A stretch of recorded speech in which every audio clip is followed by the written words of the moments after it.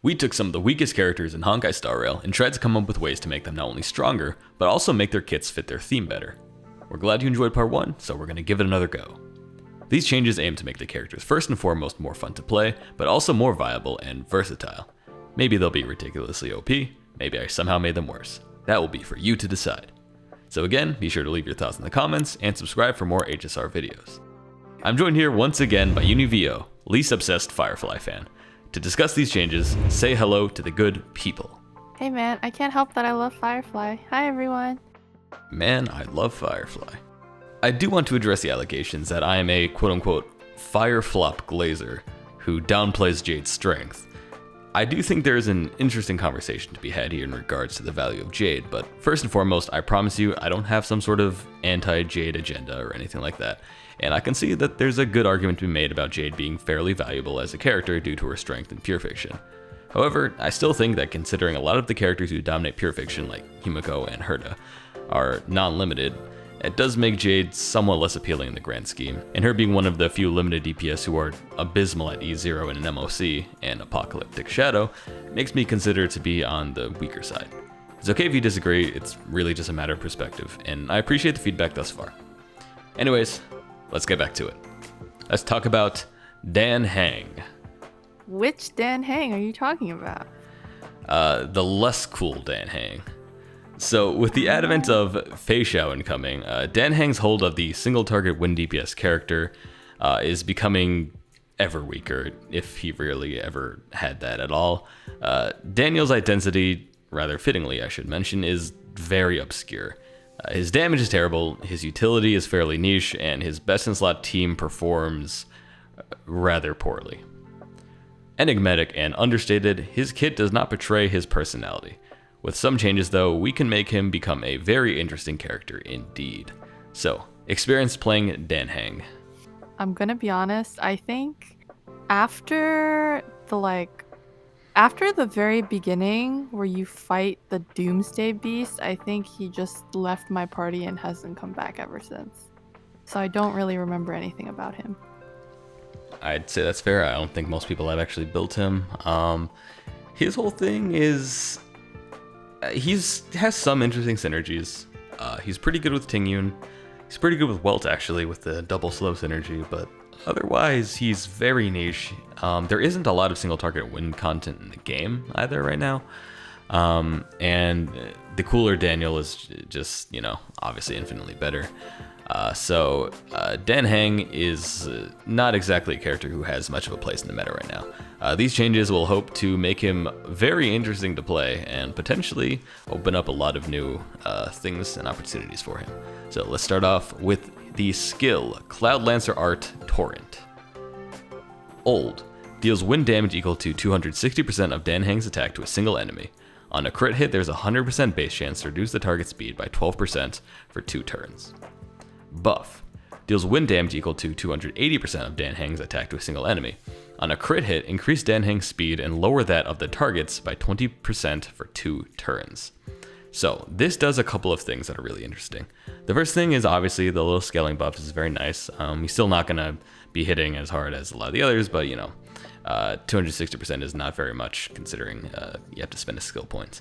As for the other parts, so initially you get the chance to reduce the speed of the target by 12%. And a lot of his future kit, so his Ascensions, his Eidolons, they essentially increase the effect to where it would essentially be a 20% swing towards Dan Heng and a 20% slow debuff. But again, this is combine his skill, his Ascensions, and his Eidolons. This consolidates it all into just his skill. So he's going to speed himself up by 20%. He's going to reduce the enemy speed by 20%. This opens up a lot of things that can be changed with the rest of his kit, which we are going to do in I think, a really interesting way. But 20% swing, he's essentially stealing 20% speed from the enemy, and there's a lot of things that opens up in his kit with this change. So we're going to move on to his talent, Superiority of Reach. The old talent is Whenever Dan Heng is the target of an ally's ability, his next attack's wind res pen increases by 36%. This effect can be triggered once again after 2 turns. So this is going to be a shift. Some might say an actual nerf. Really depends on your perspective. So for every buff that Dan Heng receives, ignore 12% of the enemy's defense. This effect can stack up to 3 times and last for 2 turns. So his old talent was something that actually set him apart by quite a lot, and 36% wind res pen is actually a very sizable buff. However, it's very finicky with how it's applied. So when Dan Heng is the target of an ally's ability, this actually doesn't apply to as many things as you might think. So this doesn't apply to Asta talent. I did some research in the Dan Heng subreddit. So like r/Dan Heng mains. First of all, I salute you all for sticking by your boy for so long, despite so many better alternatives. And there's a lot of jank regarding how this actually works. With this, it's very simplified. If Dan Heng has 3 buffs on him, he's going to ignore 36% defense. And this is actually very achievable. 3 might sound like a lot, but if you think about it, so you're gonna get the 20% speed buff from your skill at all times. That's gonna have, for all intents and purposes, 100% uptime. So that ignores 12%. You're probably going to have either a Tingyun or a Robin skill that applies to you. That's another 12% defense ignore. And let's say, for instance, let's say you're using Imaginary March 7th, that is going to be another buff. So you're going to have basically 100% buff uptime, so you're always going to be ignoring 36% of the enemy's defense. What do you think about this change? 6 defense sounds like a lot, right? Do you know what the other like defense percentages are for other characters? Because I know that defense shred is something that has been more prevalent recently, with like the only other character I think prior to Penacony's being Pella's E4, right?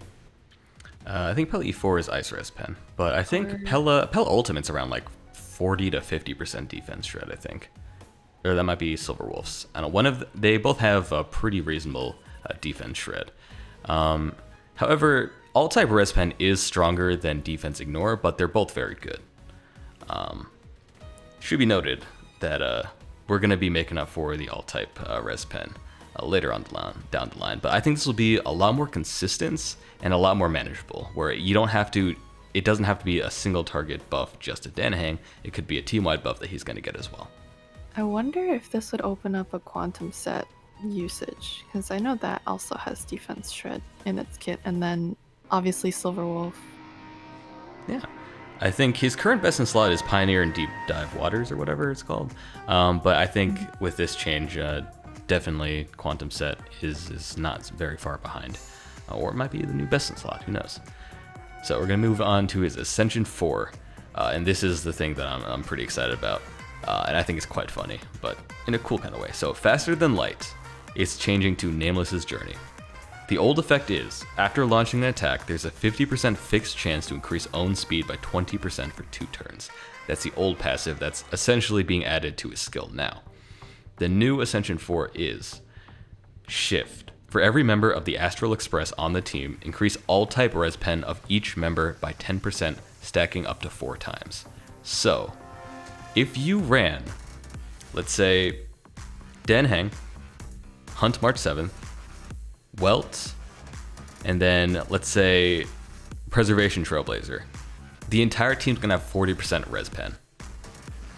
Granted, it's obviously not the best team ever, but I think this makes up for a lot of the weaknesses that these kinds of silly teams have. So this could be very thematic. I do think that Hunt March 7th is probably one of her best in slot supports, or sub DPS, whatever you want to call it. So that's 20% all type res pen, which is quite sizable. if you want to run some kind of break shenanigans with Imaginary Trailblazer and March 7, that's also another thing. I do think Welt and Dan Heng is really good synergy, so that's another 20% if you want to run those two. There aren't really a lot of teams that make sense lore-wise, and I felt like with Dan Heng's connection to the Express and how basically I wanted to create a Power of Friendship buff, and that is essentially what this is. So what are your thoughts on this? I think it's really interesting. I know, I mean, obviously, Honkai Star Rail has yet to kind of open up an avenue for being able to make teams that are actually, like, make sense lore-wise. I think it's really interesting, and I think it is a good way of, like, giving him something that wouldn't make him overpowered, since you're essentially shifting his Ascension 4 to his skill. Yep. So at the very least, he's going to have 10% all-time res pen at all times because he is a member of the Astral Express. But there's a lot of different comps that you can do to minimize or maximize this further. So yeah, Power of Friendship. Let's go. And his last change is going to be to his Eidolon 6, the Troubled Soul Lies in Wait. The old effect is, the slow state triggered by skill reduces the enemy speed by an extra 8%, which again is just being moved to his skill. Now it is being shifted to, after Dan Heng uses his ultimate, his next skill becomes empowered, dealing wind damage equal to 75% of the original damage to adjacent enemies and recovering 1 skill point. So, also I should mention first of all, I know it's not pronounced Dan Heng normally. That's just how I like pronouncing it because I like calling him Daniel. So I just, before people get mad, people already probably have commented that and are yelling at me, so whatever. But yeah, let's talk about this. So, with the old effect being just part of his base kit and his skill, now his new skill is essentially opening his kit up to a slight amount of AoE damage. One of, obviously, Hunt in general's big issue, minus Sele, is that they're very single target. And I felt that usually it's best to keep it that way. If you make Hunt characters typically deal AoE damage, that's essentially their only part of their kit that's weak, that's being fine. So then, like, they have insane speed typically. They're very strong, but their only issue is single target. I felt like, though, that because of Dan Heng's, spoilers by the way, ability, or rather his history as Imbibitor Lunae, I think that with his fully empowered state in his E6, I guess, that I want some of that to kind of bleed into his 4-star version. So, very similar to when you ult as Imbibitor Lunae, and you get the blast damage that he's known for, as well as the reduction in skill point cost, I wanted that to be a part of his 4-star version. So you get that little bit of a spoiler, a little bit of foreshadowing that I thought was quite interesting and fits his theme kind of pretty well. What do you think? I think it's really fun. Honestly, I wish there were more characters like that really kind of made sense, or whereas like you could understand how like certain buffs that they get eventually as they unlock Eidolons make sense with like their character development. So I think this is really interesting, and I hope one day they do something like this. Yeah, so he's going to be dealing a little bit more damage in AoE content. He's going to be a little bit more skill point friendly. It's very nice. So, there's a lot to take in here, right? Outside of the IPC and sort of the Break Effect team, there are very few lore-accurate comps and no direct buffs for thematic reasons. However, we think that Dan Heng's strength comes from the power of friendship, and also maybe him being the reincarnation of an actual demigod, but you know. These changes increase his current strength with his current best-in-slot team, but also creates entirely new possibilities for an extremely potent Astral Express family comp. Additionally, his new E6 alludes to his secret strength, with the skill point cost reduction and blast damage that his cooler part is known for. So let's talk comps, best in slots, strategies, things like that. His current, I guess if you want to call it best in slot, is something like Dan Heng, Aventurin, Robin, and Tingyun, right? That is probably his best team right now. And I checked his Pridwin page. That was the only team comp that was listed in the MOC section, and its cycle rate, or the amount of cycles it took to clear, it said 99. So he ain't doing so great right now. I do think that that team will still be quite good for him. Just in general, his kit's going to be stronger regardless. He's going to be ignoring 36% defense while also having 10% all-type res. Better scaling, more skill point friendly, all of that, right? I think that's all very good. However, I do think now, with his new talent, March 7th will be probably one of his best teammates. And with his new kit, it's a lot more lore friendly, and I think it creates this sort of immersion that you generally don't get when you're playing a lot of the other team comps, where with this, you know, hey, we're actually playing as the Astral Express, and it's good. It's not just a meme.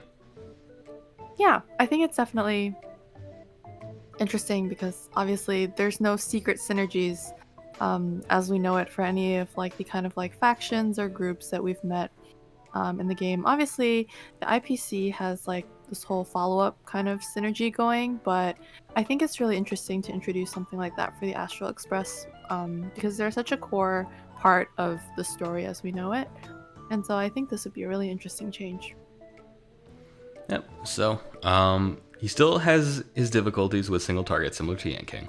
I don't think these actually make him, despite how much I'm guessing these up, I don't think this eclipses really any of the like top DPS, but I do think he's viable now. I think he has a lot more comps, and I think he'll be really fun to play in this state.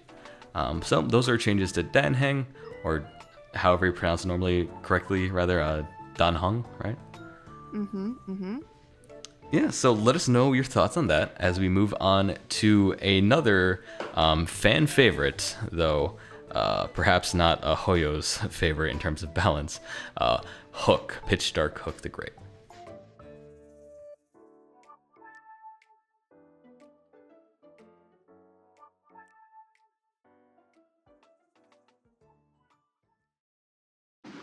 Anyway, $4 a pound.